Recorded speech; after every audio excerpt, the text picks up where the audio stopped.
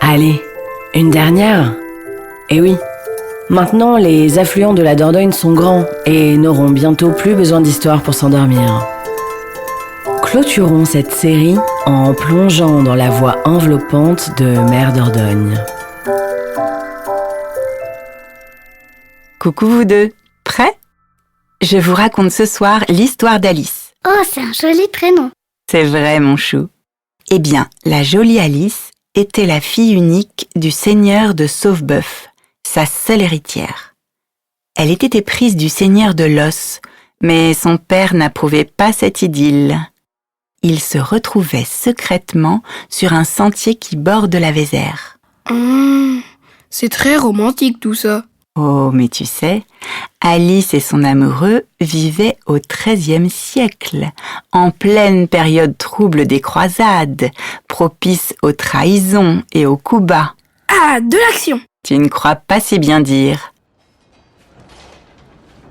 Le terrible sire de Montignac, un certain Archambault, convoitait la main d'Alice. Sans succès, il va sans dire, tant il était vieux et repoussant. Il élabora un plan maléfique. Il convainquit le seigneur de Los de guerroyer contre le père d'Alice. L'un récupérerait les terres, l'autre la main de la belle. Bien naïf, le seigneur de Los accepta et l'assaut fut mené bien vite. Profitant de la confusion, l'abject Archambault tourna sa lame vers le jeune homme qui périt instantanément de cette blessure fatale. Quel horrible monsieur! J'espère qu'il a été puni. Que nenni! Il embobina le seigneur de Sauveboeuf en lui faisant croire qu'il l'avait sauvé du désastre. En remerciement, le seigneur offrit à Archambault d'épouser sa fille. Sans lui demander son avis? Malheureusement, non. La parole des femmes comptait guère à cette époque-là. Le jour de ses noces, Alice pleurait tellement que les servantes durent la maintenir debout pour lui faire enfiler sa robe. De désespoir, Alice attendit d'être seule un court instant pour se précipiter à la fenêtre et se jeter dans le vide.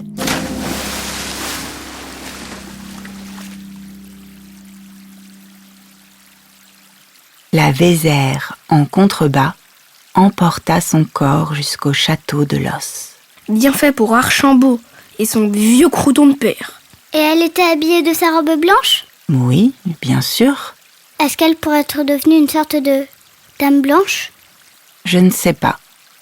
Tout ce que je peux te dire, c'est que des années plus tard, un matin, très tôt, un descendant du seigneur de Sauveboeuf crut apercevoir une forme blanche à travers les brumes qui s'élevaient au-dessus de la Vézère. Oh, je sens que je vais encore faire des cauchemars, moi.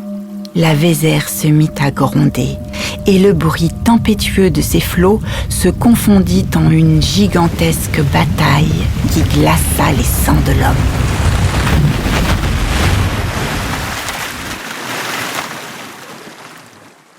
Oh, c'était Alice qui revenait se venger. Qui sait? La légende dit que le jeune homme fut si impressionné qu'il perdit connaissance. À son réveil, il prit la décision de rentrer dans les ordres. Il serait devenu abbé de Chancelade.